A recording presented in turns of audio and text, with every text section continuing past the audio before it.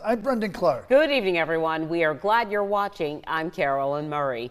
We begin with the story you'll see only on 2. Sergeant Devon Lindsay with the Berkeley County Sheriff's Office was killed in a hit and run while on his motorcycle early Monday morning. He leaves behind a wife and 3 children with 1 child on the way. News 2's Emma Charles spoke to Sergeant Lindsay's wife about his time serving the community and how she thinks he would want to be remembered tonight. Emma? Yes, thank you, Brendan. Carolyn. Tonight, I spoke with Jasmine Lindsay about her husband. She told me Devon was the type of person who didn't care where you were or where you were from or what you might have done. What he cared about most was your character. He didn't care about where you came from. He didn't care about what you got in trouble for. What he cared about was your strength of character. Jasmine and Devon Lindsay met when they were only 12 years old in Goose Creek. She told me she never would have known he'd be a police officer growing up, but there couldn't have been anyone better for the job. He loved his community. He talked to all of our neighbors. He talked to everybody at the bodega.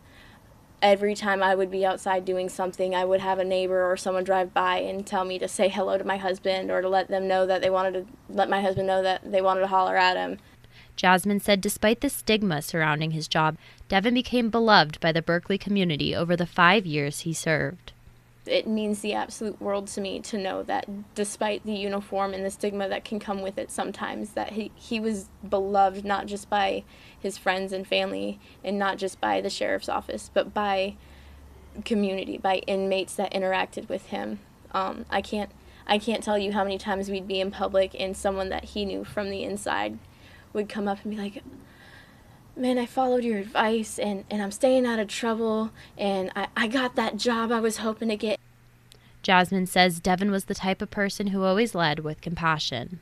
He always told me that one of the reasons that he identified so well with inmates and why he felt so much compassion towards them and why he couldn't bring himself to look at them and see just an inmate who did something illegal and should be there was because, like, growing up, like, he had a lot of problems and he was often getting into more trouble than he should have been, but that there was a catalyst that made him go, "I want better for me." And after we had been married for a few years, I realized he'd never told me what that catalyst was. Mm-hmm. And I asked him, and he looked at me and he kind of laughed. I'm surprised you haven't figured it out. And then he sat me down and he said that I was his catalyst. Devon leaves behind 3 small children with 1 on the way and a broken-hearted community. There has been a GoFundMe set up for his family, and Jasmine says you can honor Devon's legacy by always having empathy for others. Just live your life through kindness and consideration, and to not let prejudice or judgment or anything rule how you see someone, because you don't know a person based off of what they look like. And she will teach her children to lead in their dad's ways. To always try to be a better version of yourself today than you were yesterday.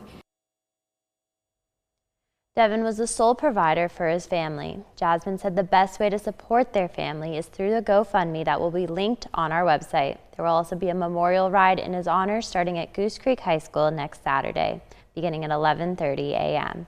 In studio, Emma Charles, Count on 2.